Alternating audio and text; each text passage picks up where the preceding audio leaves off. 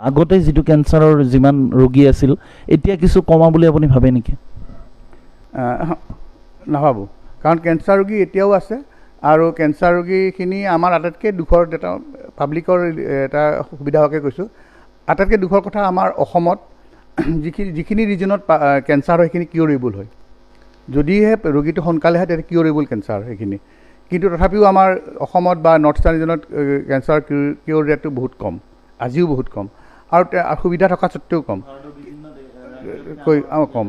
আৰু ঠিক তেনেকৈ বিদেশত যিবিলাক ঠাইত কেঞ্চাৰ হয় সেই কেঞ্চাৰ ইমান এনেকুৱা ঠাইত হয় যিবিলাক মানে কিউৰেবল নহয়, তেওঁলোকে আৰ্লি ষ্টেজত ডক্টৰৰ ওচৰত গ'লেও কিউৰেবল নহয়।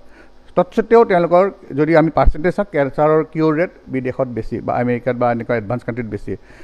সেইটো দুখেই থাকি গ'ল জীৱনত এতিয়ালৈকে যে আমি মানুহক এৱেৰ কৰিব নোৱাৰিলোঁ যে কেঞ্চাৰ ৰোগ হ'লে এজ আৰ্লি এজ পচিবল চিকিৎসা কৰিব লাগে।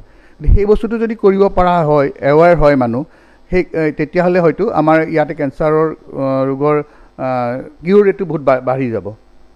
গতিকে সেইটো বঢ়াবৰ কাৰণে আমাৰো কৰ্তব্য আছে চিকিৎসক হিচাপে, আৰু চৰকাৰৰো কৰ্তব্য আছে যে এই বিষয়ে ৰাইজৰ মাজত প্ৰচাৰ হ'ব লাগে যে যদিহে কেঞ্চাৰ ৰোগৰ কিবা ডাউট হৈছে তেতিয়া ইমিডিয়েটলি ডক্টৰক দেখাই তেওঁ চিকিৎসা কৰিব লাগে।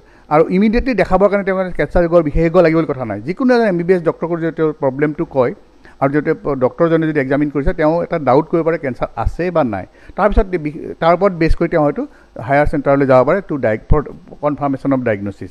গতিকে মই এই বস্তু পাব্লিকৰ মাজত যদি লৈ যাব পৰা যায় তেতিয়াহ'লে হয়তো মানুহৰ বহুত উপকাৰ হ'ব, অসমত কেঞ্চাৰ কিউৰ ৰেট বহুত বাঢ়ি যাব।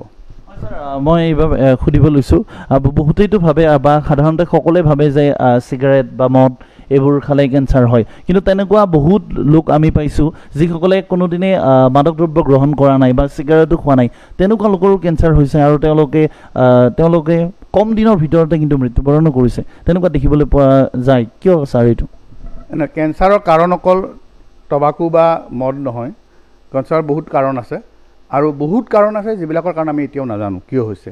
গতিকে তেনেকুৱা ধৰণৰ কম্পেয়াৰ কৰিব গ'লে অকণ অসুবিধা হয়, কিন্তু এটা কথা নিশ্চিত যে মানে ডেফিনেটলি টবাকুৰ পৰা কেঞ্চাৰ হয়, টবাকু আৰু মদ একেলগে খালে ডেফিনেটলি কেঞ্চাৰ হোৱাৰ চান্সটো বাঢ়ি যায়।